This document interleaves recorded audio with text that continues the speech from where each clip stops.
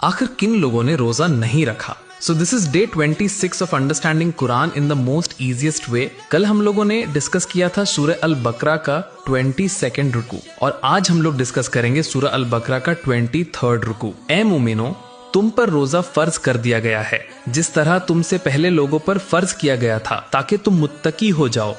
रोजे के चंद दिन हैं, जो तुम में से बीमार हो या सफर में हो तो दूसरे दिनों में पूरे कर लिया करे, और जो रोजे की ताकत रखते हैं लेकिन रखते नहीं तो वो रोजे के बदले मोहताज को खाना खिला दे। और जो कोई नेकी अपने शौक से करे तो उसके हक में बहुत अच्छा है। अगर तुम रोजा रखो तो तुम्हारे लिए बहुत ही अच्छा है।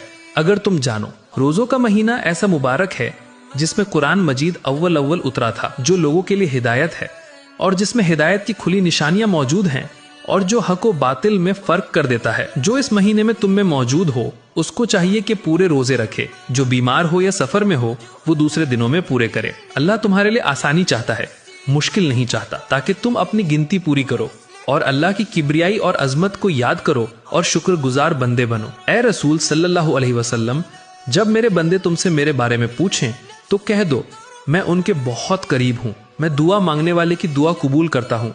जब वो मुझे पुकारे तो वो भी मेरे हुक्म को माने और मुझ पर यकीन रखें ताकि वो सीधा रास्ता पाए। तुम लोगों के लिए रोजों की रातों में अपनी औरतों के पास जाना अब हलाल कर दिया गया है। वो तुम्हारी पोशाक हैं और तुम उनकी पोशाक हो। अल्लाह जानता है कि तुम पहले खयानत करते थे, सो उसने तुम पर मेहरबानी की और तुम्हें माफ कर दिया। अब तुम उनसे मुबाशरत करो और अल्लाह से तलब करो जो उसने तुम्हारे लिए लिखा है। खाओ और पियो यहाँ तक कि सुबह की सफेद धारी रात की सियाह धारी से अलग नजर आने लगे। फिर तुम रोजा रात तक पूरा करो और जब मस्जिद में इतिकाफ में हो तो मुबाशरत ना करो। ये अल्लाह के हदे हैं, इनके करीब ना जाना। इसी तरह अल्लाह अपनी आयात साफ साफ बयान करता है ताकि लोग अल्लाह से डरे। और एक दूसरे का माल नाहक ना खाया करो और ना उसे हाकिमों के पास पहुंचाओ इस नियत से कि लोगों के माल का नाजायज हिस्सा